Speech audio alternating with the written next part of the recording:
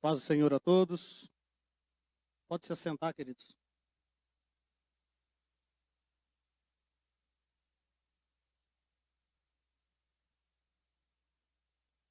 Bom,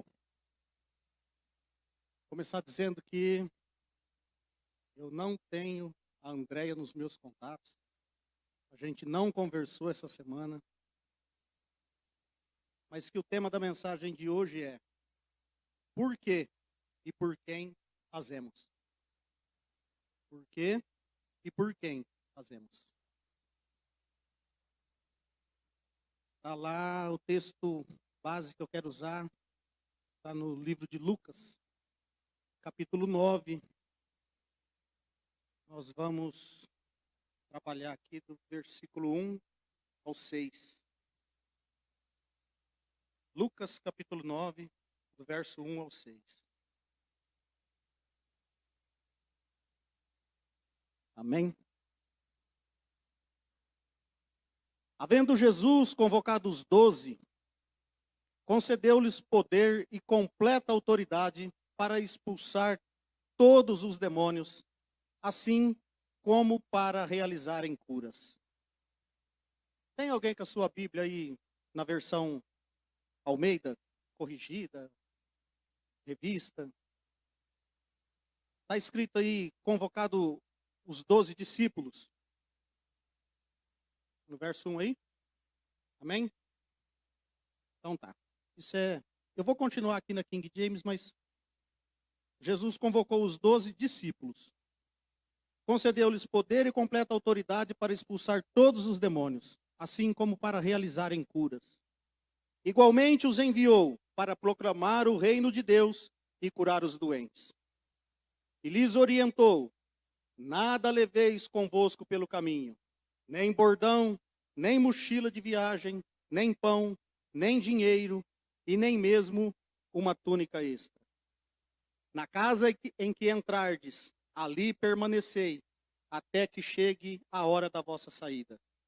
Porém, se não vos receberem, sacudi o pó das vossas sandálias, assim que sairdes daquela cidade, como testemunho contra aquela gente. E assim partiram os 12 e percorreram todos os povoados, pregando o evangelho e realizando curas por toda parte. Assim diz a palavra do Senhor.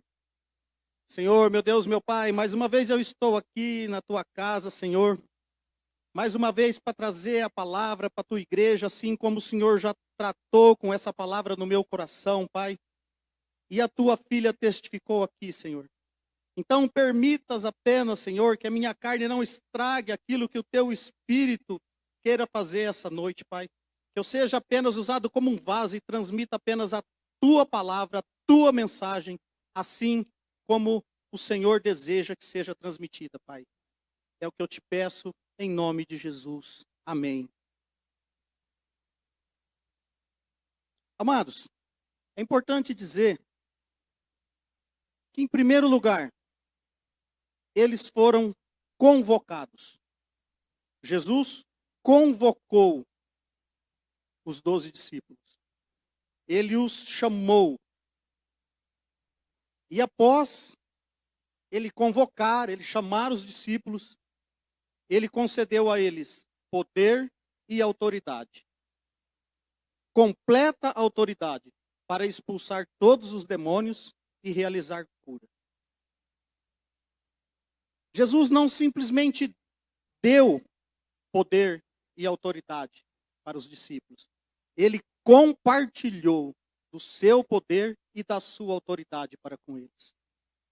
Então, eles deveriam fazer algo a partir dali, em nome de Jesus e pelo poder e pela autoridade do nome de Jesus. E igualmente os enviou para proclamar o reino de Deus. Então, Jesus convoca, concede poder e autoridade, e aí então ele envia. E aí a palavra diz que eles foram e realizaram curas e expulsaram demônios por todos os povoados. Ou seja, a missão foi bem sucedida. Mas por quê? Houve uma convocação, um compartilhamento de poder e autoridade e uma palavra de envio. Então aí não tem como dar errado. Quando a gente tenta fazer do nosso jeito, atropelando, passando por cima das etapas, então, às vezes as coisas tendem a não dar muito certo, né?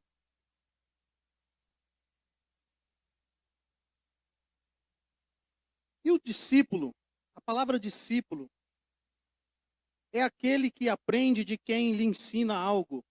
Ou seja, eles eram discípulos de Jesus, porque estavam aprendendo, estavam sendo ensinados por Jesus. Então, eu posso dizer que eu sou discípulo do pastor Veronese, eu sou discípulo do pastor Marcos, porque eu estou aprendendo com eles. Eu venho sendo ensinado por eles. Eu dizer que sou discípulo de um deles não quer dizer que eu estou bajulando, agradando, não é nada disso. Porque o discípulo é discípulo de alguém que lhe ensina. É aquele que recebe o ensinamento de alguém. E agora, depois de Jesus ter ensinado os discípulos, então ele envia os discípulos para que eles coloquem em prática aquilo que eles tinham aprendido até então.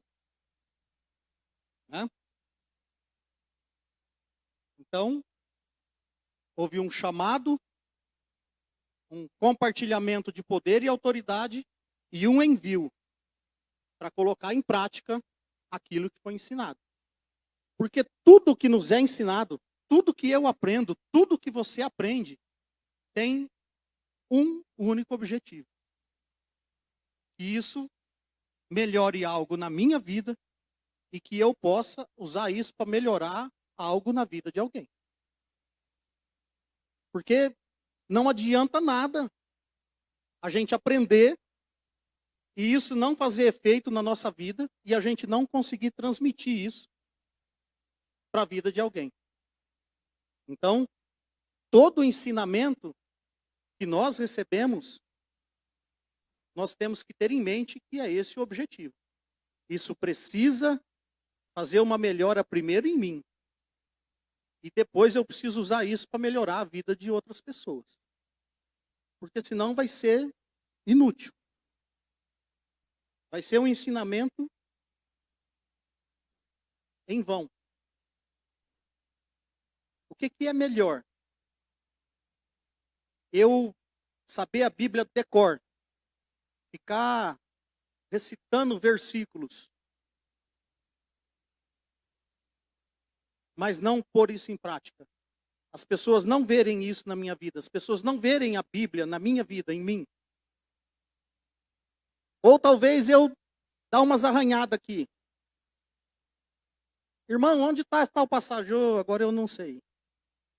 Mas eu chegar para alguém e dizer, olha, Jesus te ama. Ele morreu na cruz pelos meus e pelos teus pecados.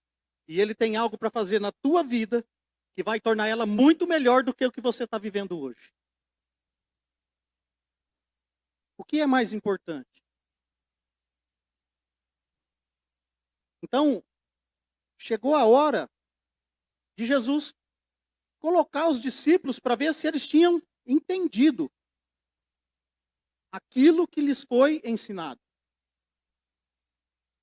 E foi uma missão bem sucedida. Né? E só uma curiosidade.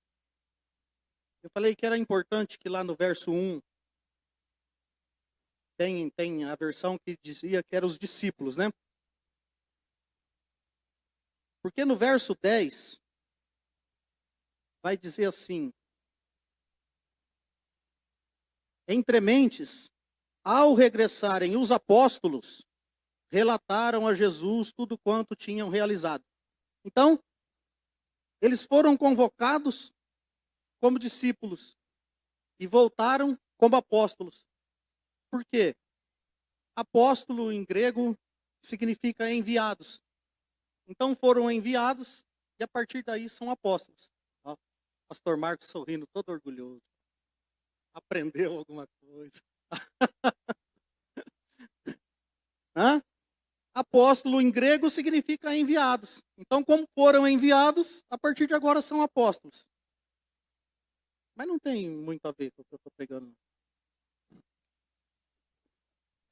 É só para o pastor Marcos ver que eu estou aprendendo alguma coisa. Mas resumindo, irmãos, eles foram convocados, receberam poder e autoridade e foram enviados para fazer a obra. Até aí está perfeito, não está? Até aí, para quem está na casa do Senhor, para quem tem vontade de fazer a obra do Senhor, esse é o desejo. Ontem eu estava conversando com a Bruna lá no escritório e falando algumas coisas com ela. E ela falou assim, lá vem você de novo, né, pai? Com essa conversa de me deixar sozinha aqui. Porque eu venho trabalhando no sentido de que as coisas lá possam andar sem a minha presença. Por quê? Ou para eu poder descansar e pescar mais, ou se aparecer um chamado, um compartilhamento de poder e autoridade e um envio, eu vou. Então, eu venho tratando isso, né? Venho me preparando para uma coisa ou para outra, irmão. Só que ela não gosta que eu falo disso, né? Mas de vez em quando eu preciso lembrar ela, que ela vai ter que assumir aquilo lá de uma hora para outra ou com um tempo aí. Só, irmãos, que tem um porém. Tem o versículo 3. Ah, se desse para tirar o versículo 3, né? Coloca de novo lá o verso 3. E lhes orientou, nada leveis convosco pelo caminho, nem bordão, que é a mesma coisa que cajado, ou um tipo de cajado, nem mochila de viagem, nem pão, nem dinheiro, e nem mesmo uma túnica extra. Teve uma convocação, um chamado, teve um compartilhamento de poder e autoridade, teve um envio, mas quanto que eu vou ganhar? O que eu vou comer? Onde eu vou dormir? Não sei. Eles tinham que depender única e exclusivamente da provisão e da proteção de Deus. Nem roupa, nem cajado, nem comida. E aí? Será que a gente está pronto para essa convocação? Para receber esse poder, essa autoridade, para ser enviado? Mas com essa condição?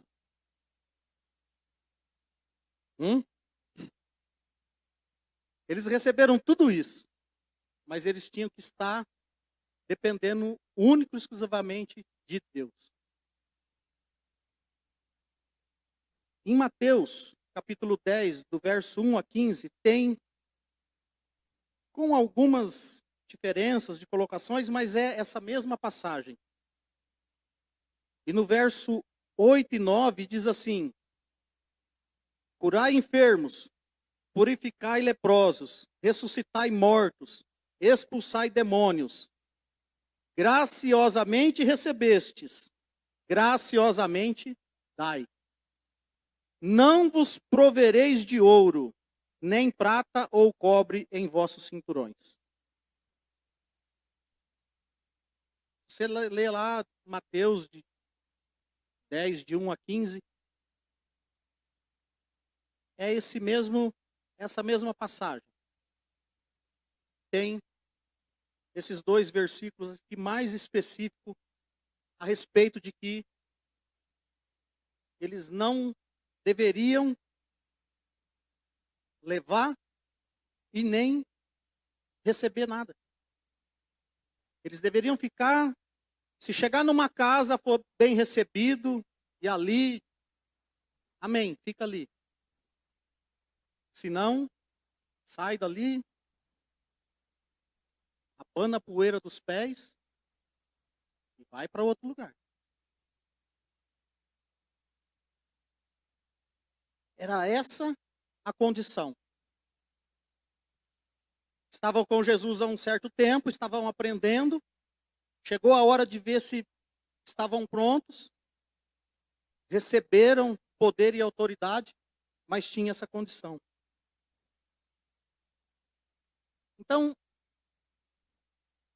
é isso que eu queria conversar com vocês. O que nós estamos esperando quando nós fazemos a obra de Deus? Agradecer mais uma vez a Andréia por ter me ajudado com isso, né? Porque na última eu fiquei sozinho aí com o negócio lá, né? Eu falei, teve gente que não gostou. Agora, você que começou. O que nós estamos esperando? O que nós estamos querendo receber? Nós estamos querendo receber reconhecimento de quem? Por aquilo que nós estamos fazendo. Jó recebeu um reconhecimento. Jó capítulo 1, verso 8. Indagou-lhe então Yahvé: observastes o meu servo Jó? Em toda a terra não há ninguém como ele, ser humano íntegro e justo, que ama e teme a Deus e se desvia do mal. Jó foi reconhecido por Deus. Porque nem a mulher dele deu importância pelo que ele estava fazendo. Abandona esse teu Deus e morre. Foi o que a mulher dele falou para ele. Acorda, Sanderlene. Ela que falou que ela não queria dormir hoje. O que nós estamos esperando? Honra. Segundo Tessalonicenses 3:1. Paulo dizendo aos Tessalonicenses: concluindo, irmãos, orai por nós, para que a palavra do Senhor seja divulgada rapidamente e receba a devida honra, como aconteceu entre vós. Paulo esperava que a palavra do Senhor recebesse honra, não o pregador. Isso ele orientou aos Tessalonicenses. Elogios. Um exemplo de elogio. Mateus 25, 21. É lá a parábola dos talentos. Mas só esse versículo. Respondeu-lhe o Senhor: muito bem, servo bom e fiel. Olha que elogio. Muito bem, servo bom e fiel. Foste fiel no pouco. Muito confiarei em tuas mãos para administrar. Entra e participa da alegria do teu Senhor. Senhor aí está em letra minúscula porque é uma palavra. Jesus, uma parábola, né? Jesus está falando aqui de um Senhor que confiou algo aos seus servos. Mas o significado da parábola é que nós estamos cuidando dos talentos que nós recebemos do Senhor. E como nós estamos cuidando disso? Então, aqui, se nós formos elogiados, seremos elogiados pelo Senhor. Muito bem, servo bom e fiel. Então, aquilo que a gente vai receber depende de quem a gente espera receber. Depende para quem nós estamos fazendo. Porque se a gente fizer para Deus, de coração, Ele é fiel e justo. E reconhece. Mas se a gente fizer para as pessoas verem que estamos fazendo, e esperarmos o reconhecimento das pessoas, muito provavelmente a gente vai se frustrar. Porque nós somos falhos como pessoas. E as pessoas vão falhar com a gente também. Mas Deus não falha. Amém? Deus não falha. Então, se a gente fizer para Deus e esperar dele, ele vai ver, ele vai reconhecer. E aí não vai ter frustração. Colossenses 3, 23 e 24. E tudo quanto fizerdes, fazei-o de todo o coração, como para o Senhor, e não para homens, conscientes de que recebereis do Senhor a recompensa da herança. É a Cristo, o Senhor, que estáis servindo. Nós estamos servindo a Cristo, estamos servindo a Deus. É Ele que vai ver, Ele que vai reconhecer e Ele que vai nos recompensar quando e como Ele quiser, à medida que Ele achar que merecermos. Fora isso, irmãos, é frustração. É esperar ser reconhecido e não ser reconhecido. É esperar ser elogiado e não ser elogiado. É esperar ser honrado e não receber honra. Porque as pessoas falham. Nós falhamos. Eu devo falhar muito como marido. Porque eu não sei as irmãs aqui, as esposas dos irmãos, mas assim, a minha esposa, ela espera muito ser reconhecida, ser elogiada. Né? E a gente, de vez em quando, falha. Às vezes a gente esquece.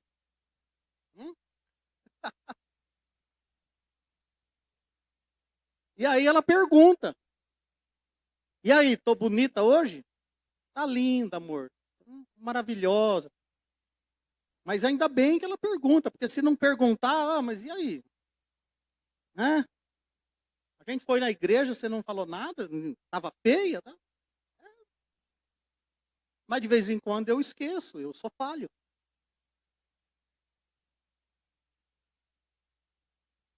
É a Cristo que nós servimos. É dele que vem o reconhecimento. Quando a gente entende isso, quando a gente aprende isso, a gente sofre menos. A gente passa a não ter frustração, decepção. Eu tive algumas frustrações e algumas decepções lá com o cenáculo. Eu não vou citar os episódios, mas eu tive algumas frustrações, algumas decepções, algumas situações envolvendo algumas pessoas. E eu fiquei daquele jeito. Né? Aí vem aquele pensamento, né? Mas por que que eu estou passando por isso? Por que eu?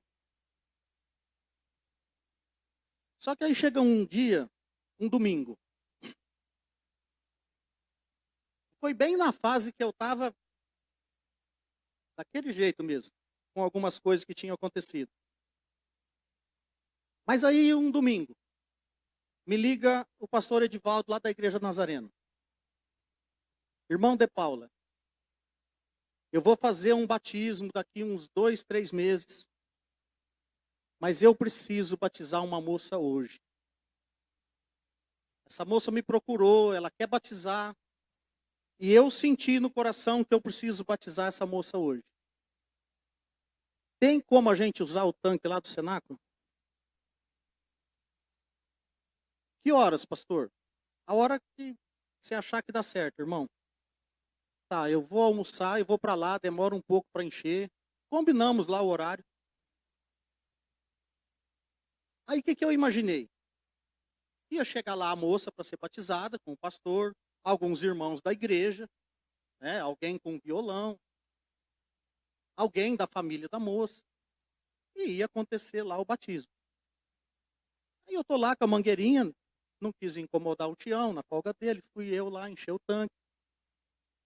Aí chega o pastor. Dali a pouco chega uma moça numa bis. Vai passando o tempo, o tanque vai enchendo e não chega mais ninguém. Aí o pastor dá uma olhada e fala, eu acho que já está bom, já dá para batizar. E não tinha mais ninguém. Eu, o pastor Edivaldo e a moça que ia batizar. Aí, tá bom. O pastor já colocou lá um jaleco, deu um jaleco para a moça, ela colocou por cima da roupa que ela estava, só tirou a sandália que ela estava no pé. E o pastor leu alguns versículos, falou algumas palavras, e entrou no tanque o pastor e a moça para ser batizado. E eu comecei a ver aquela cena, falei, meu Deus, eu nunca vi isso na minha vida. Todo batizado que eu participei tinha bastante gente, tinha família, tinha pessoas da igreja, tinha louvor. E aí o pastor batiza a moça. E eu falo, mas e agora? Agora era a hora de alguém estar tocando um violão, cantando um louvor e aplaudindo. E a gente tinha estado no culto aqui no sábado à noite. E o Kaique tinha ministrado um louvor. E eu lembrei só do refrão. Eu falei, alguém tem que cantar alguma coisa, não é possível. Não pode ter um batizado, a moça está levantando das águas, está nascendo de novo. E aí eu comecei, irmão. Mas eu escolho Deus, eu escolho ser amigo de Deus, eu escolho Cristo todo dia. Eu já morri para minha vida, agora eu vivo a vida de Deus. Aí o pastor e a moça olham para cima e aí eles já começam também. Mas eu escolho Deus, eu escolho ser amigo de Deus, eu escolho Cristo todo dia. Já morri para minha vida, agora eu vivo a vida de Deus. E nós cantamos isso 3, 4, 5 vezes, irmãos, nós 3 ali. E aí eles saíram do tanque. E a gente ficou ali, nos abraçamos ali. E aí o pastor foi, se trocou. A moça não se trocou, do jeito que ela estava lá molhada, ela ficou.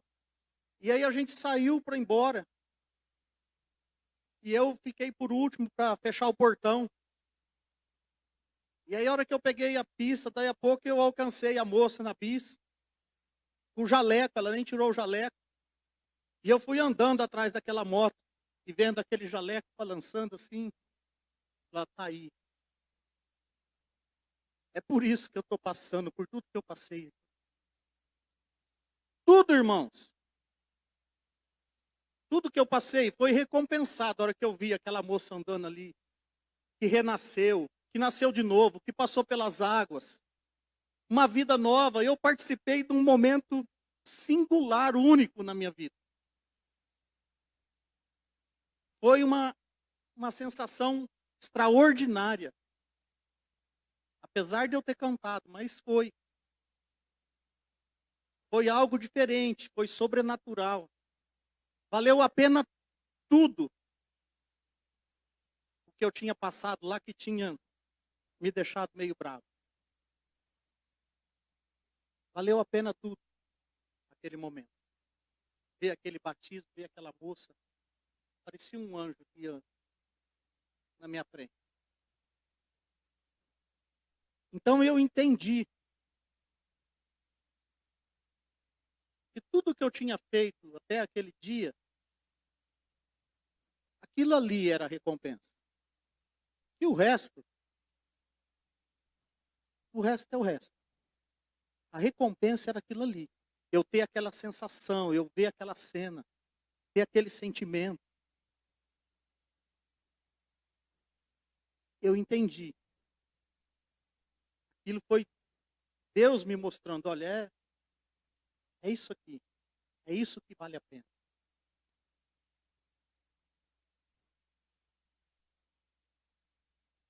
Falando ainda no cenáculo, né? De vez em quando a gente tem um trabalho lá para fazer, é uma dificuldade para juntar uma turma lá. E aí na ministração passada, a respeito de Neemias, teve um versículo, né, Neemias 4, verso 6, que diz assim: enquanto tudo isso acontecia, fomos reconstruindo as muralhas, até que, em toda a sua extensão, chegamos à metade da sua altura, pois toda a população estava com o coração plenamente dedicado à obra. Então eu entendi porque que às vezes é tão difícil levar uma turma grande lá para fazer a obra. Porque às vezes não está na obra. Precisava fazer uma cerca lá. Aí ficou eu e o Diguinho no grupo lá. Precisa fazer uma cerca, precisa fazer uma cerca. Aí chegou no sábado, apareceu 3 lá. Eu, o Tião e o Serginho de Paula. Aí a gente fala pro pastor, dá uma força lá que precisa fazer uma cerca. Tá? Aí no domingo o pastor deu uma reforçada aqui. Aí no outro sábado apareceu um monte lá. Para fazer a obra ou porque o pastor falou? Está fazendo a obra de Deus ou está querendo agradar o pastor? Se é o pastor que fala, vai. Se é o de Paula, se é o de 15. A obra é a mesma, irmãos. O cenáculo é da igreja, é de Deus. Então, qual que é o sentimento? Qual que é a motivação? Para quem que está sendo feito? Né? A população estava com o coração plenamente dedicado à obra. Foi o Neemias, que foi tão mágico assim. Neemias estava na bênção, né? Ele conseguiu motivar o povo, mas o coração do povo estava voltado a fazer a obra.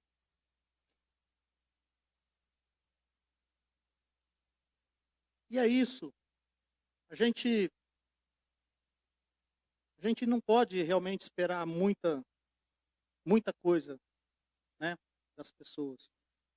Para a gente não se frustrar, não se magoar, porque sabemos que do Senhor, né, é a nossa recompensa. O Senhor, Ele vê aquilo que nós estamos fazendo, aquilo que nós estamos passando.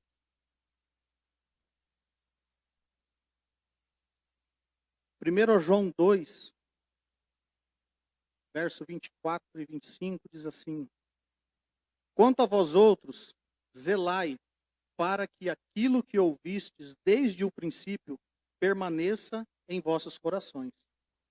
Porquanto, se o que ouvistes permanecer em vós, de igual modo permanecereis no Filho e no Pai. E essa é a promessa que ele nos fez. Essa é a promessa que ele nos fez. A vida eterna. Essa é a promessa que Jesus nos fez. A vida eterna. Fora isso, nós vamos, quando chegar a hora que a gente estiver de frente com Ele, cada um vai ser julgado de acordo com aquilo que fez.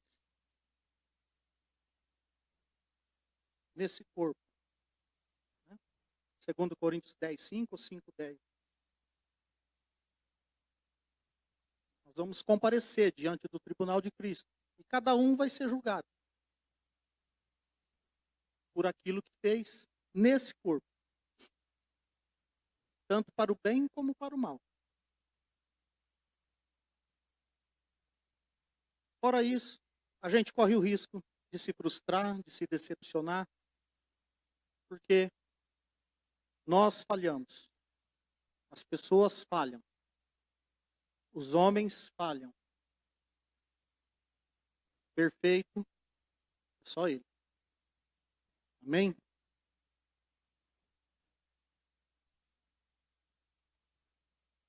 Era essa a palavra, era esse o recado, era isso que Deus colocou no meu coração essa noite.